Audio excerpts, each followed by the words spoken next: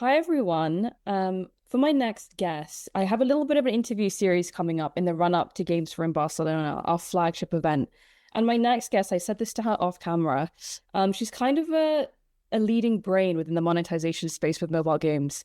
I see her everywhere on LinkedIn. She's this very popular figure. So without further ado, can I please introduce Katerina, who is, of course, head of ad monetization at Burny Games. Katerina, it's so great to have you. And I was so looking forward to having you at Gamesforum Barcelona too in just a few months. I will definitely be there. So Katerina is going to be speaking on the Unfiltered Ad Mon panel at Barcelona. So for those who don't know, this is completely off the record. It's unrecorded. So before that time, I kind of wanted to get a little bit of time in the calendar to sit down and pick her brains about her expertise surrounding AdMon in the mobile gaming world. So diving straight into things, Katerina, we've got a lot to cover today. Um, Revenue now versus retention later. That's the theme for my first question for you today. So how do you sort of approach this tension between maximizing early ad revenue versus protecting long-term retention and LTV? I feel like this is the $1 million question, but with your level of expertise and your experience, I'm sure you can speak to this. We will have a lot of $1 million questions today, as I understand.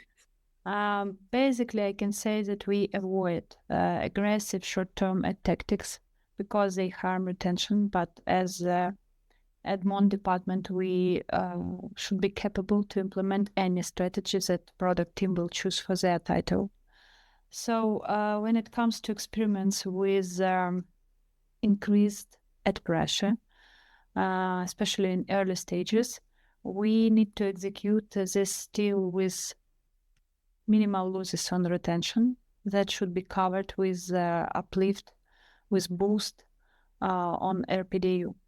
So this can be, regarding strategy that we choose, we usually choose specific ad networks and template combinations that can help us to execute this strategy effectively. And then we just need to check if we reach our goals and balance this like model that we created. But basically, we avoid to give this excessive pressure on people from the start. Katerina, with your role, you kind of come with a lot of responsibility. You're head of ad monetization. So I'm sure a lot of your role sort of, or maybe it doesn't, comes with convincing stakeholders. Have you ever faced pushback from leadership, product teams, when advocating for a more sustainable ad strategy? I wouldn't call this pushbacks. This usually quite peaceful dialogues, but all data for decision making should be based on numbers. Mm-hmm. That is the top-notch approach that we created in Burny Games. We don't operate on feelings. Everything should be proved and measurable. We need to, if I propose some strategy, I need to come with numbers, with expected revenue uplift, with potential risks, with like prognosed implementation time, everything in numbers. Only after seeing all these proofs, they can make their decision. If stakeholders don't agree with something, they also prove this to me using numbers. That's why it's quite peaceful. We just understand that the one who has stronger numbers will win. Love that. Everything's data backed. Yes. You can't argue with the facts. So, and when it comes, Katerina, to early stage game launches, what's your philosophy during soft launch? Do you start aggressive and scale back? Do you build conservative and scale up? We can divide. We can divide our strategy. Like from product side, it's more close to conservative approach, how we place monetization points, how we work with frequency, with that pressure in early stages, and we can postpone ads for a separate period. We always budget period was reduced, not maximum ad load on players. Mm-hmm. But from monetization setup, I believe that it's better to immediately connect all networks, main networks that we can need for scaling on later period. And we often use default templates that are the longest one, just to check which metrics we can achieve with this setup.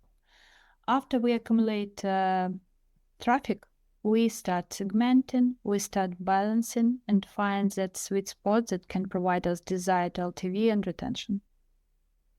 Okay. And when it comes to sort of measuring sustainability, you mentioned these metrics, and segmentation. So getting into that process, what specific KPIs or frameworks do you use to determine whether ad monetization practices are sustainable versus sort of extractive?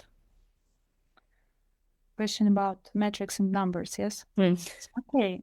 As I said, Burny Games, like all our strategy we are focused on measurability and impact on player behavior, impact on engagement. So we literally are concentrated on 2 types of KPIs, revenue KPIs and retention KPIs. If we're talking about retention KPIs, it will be definitely retention day 0, day 1, day 7, 30, etc. It will be churn rates also by day, session lengths, some frequencies like product part of metrics. If we're talking about revenue KPI, it will be RPDU, LTV, ad LTV separately, and in-app purchase LTV. Yes, CPMs, we consider CPMs, we check them, but we analyze. They should be analyzed in the context of retention cohorts. Our internal also game changer was when we optimized our internal predictive models. And they now are extremely useful. And you mentioned sort of these main metrics. And I had a retention a lot in that. So like you said, retention monetization. So I wanted to ask you a little bit about the experimentation side of things for you, Katerina, at Burny Games. So from the Burny Games experience, what kinds of experiments have helped you find the right balance between maximizing revenue, managing ad load, and maintaining retention? So making all those 3 things work together. I can say that we make go through very long story about our experimenting and balancing at pressure, maximizing revenue. I can point only what definitely now our successful cases. After numerous A/B testing, we managed to optimize the strategy of using ad templates and cooldowns between full screen formats. This granted stable retention, especially that was important in first years when we completely were monetized by ads, so have only one strategy. Also, if we are talking about maximizing revenue, a usage of bid floor segmentation will definitely give us boost for scaling that we need. So experiments with cooldowns, with ad templates, and move to bid floor segmentation grant us that scale that we needed.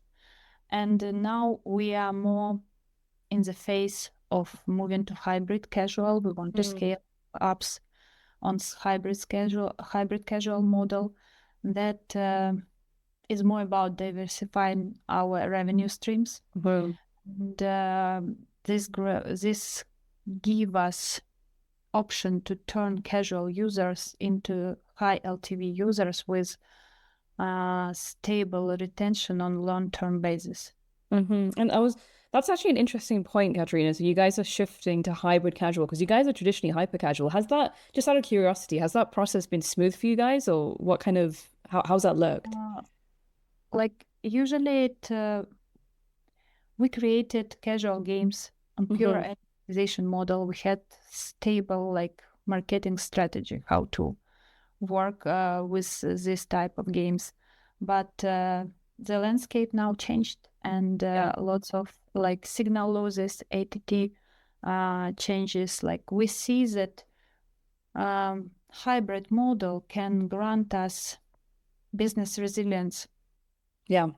We are moving there. We understand that if something happened with ad revenue, if it dips, in-app purchase revenue can certainly stabilize the situation for us.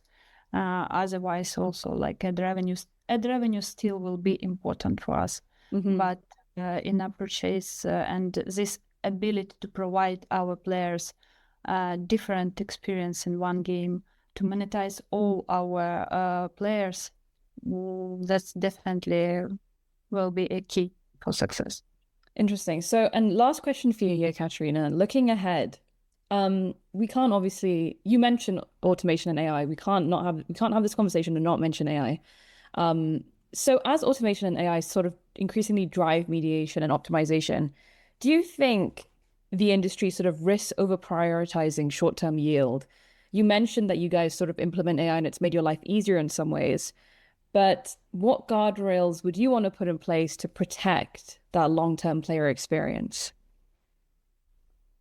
AI optimization is definitely